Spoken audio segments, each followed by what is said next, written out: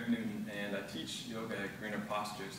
So today I'll talk to you about and teach you how to get into a safe Sarvangasana, or shoulder stand. There's a few key concepts that we'll work through first. One being strong and open through your shoulder girdle and upper back, as well as finding the strength in your core and your abdominals and your obliques to be able to lift your hips overhead, and then possible supported shoulder stand with a folded up mat, as well as the follow-up poses. So first we'll start off in a side angle, a bound side angle. So I'll show it here. You'll have one foot forward with your back foot at a 90-degree angle to your front foot. Just like any lunge, you'll make sure that your knee is aligned right over your ankle, and that you're active through your legs, strong there while moving your upper body. You'll find your left forearm to the top of your left thigh, your right arm reaching straight up towards the ceiling. And with thumb face down, you can release your hand behind your lower back. Feel free to leave your hand there and just press your hand into your lower back to feel your top shoulder, my right shoulder in this case, open. You can go further by taking your right hand, the inside of your left thigh, and allowing your shoulder to roll open farther. You'll hold here for about 6 breaths.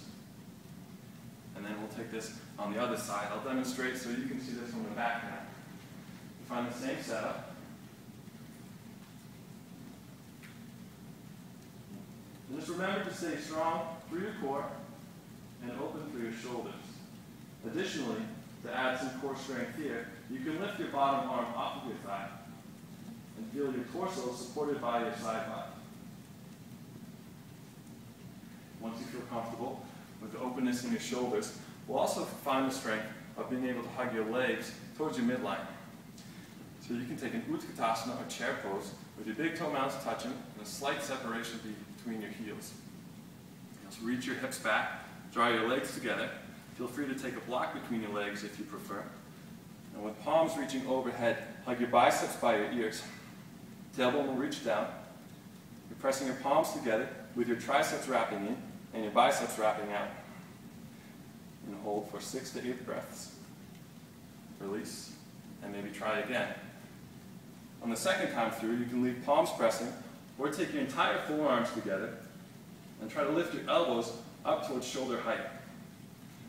What you'll be searching for is the sensation of hugging your legs in towards your midline and finding strength in your upper back.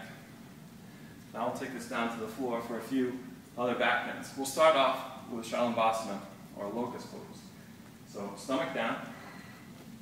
We'll do this with legs remaining on the floor so that you can feel it primarily in your upper back. Start with the hands down by your sides, palms face down.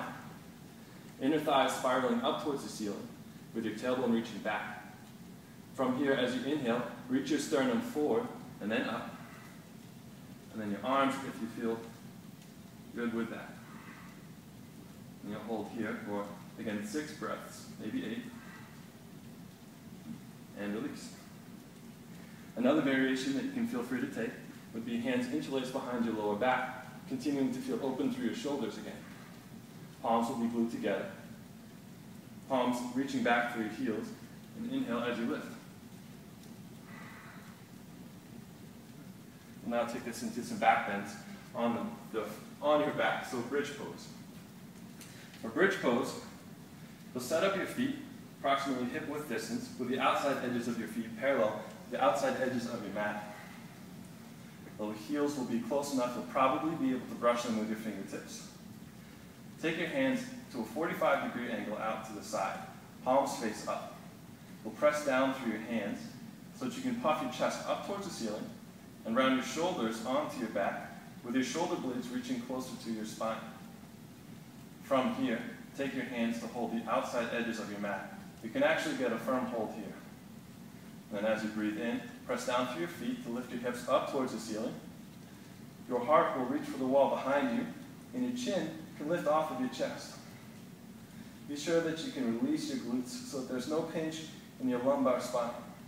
But again, this sensation will be felt in between your shoulder blades, in your upper back, around your thoracic spine, and you'll hold for 6 to 8 breaths. And you can release. You may find that 2 to 3 rounds of that pose will be sufficient, and then you can take it into shoulder stand. So Salabha Sarvangasana. I will follow up with Halasana plow pose and Karnapadasana, deaf man pose. It's kind of hard to understand you when I speak in those poses, so bear with me. Starting off, you may find legs lifting into the air. And just to test your strength, you lift hips just a few inches off the ground and pulse a few times. Then you'll have the same setup that we did for your bridge pose. Arms out to a 45-degree angle, wrapping shoulders and shoulder blades under. Reach your hands up for the ceiling. Press down through the tops of your upper arms, or the backs of your upper arms. Feet will reach up towards the ceiling. And as you breathe in, push down, lift up. Be sure that in any pose, any inversion, that you do not look side to side. So you'll keep your eyes pointing straight up towards the ceiling. You can continue to walk your hands up your back, lifting your rib cage. You'll hug the midline of your legs together and press through the balls of your feet.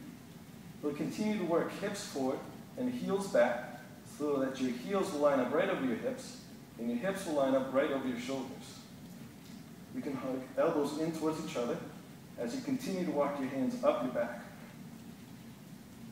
You may find approximately 1 minute in this pose is sufficient. Then from here, lowering your feet behind you with control into Halasana. Once in Halasana, your feet may touch the ground or you can bring a block beneath your feet. At this point, it's okay to release your hands from your lower back. You'll press away from you through your heels, allowing your tailbone to scoop down towards your heels. Then you can bend your knees.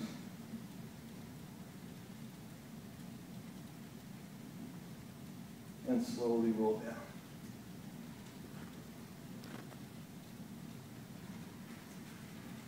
And that is shoulder stand.